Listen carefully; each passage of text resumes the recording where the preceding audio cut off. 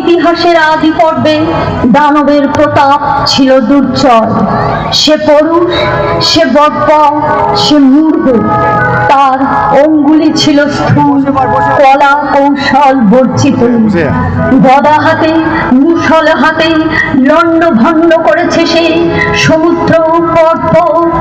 অগ্নিতে বাষ্পেতে দুঃস্বপ্ন ঘুলিয়ে তুলেছে আকাশে।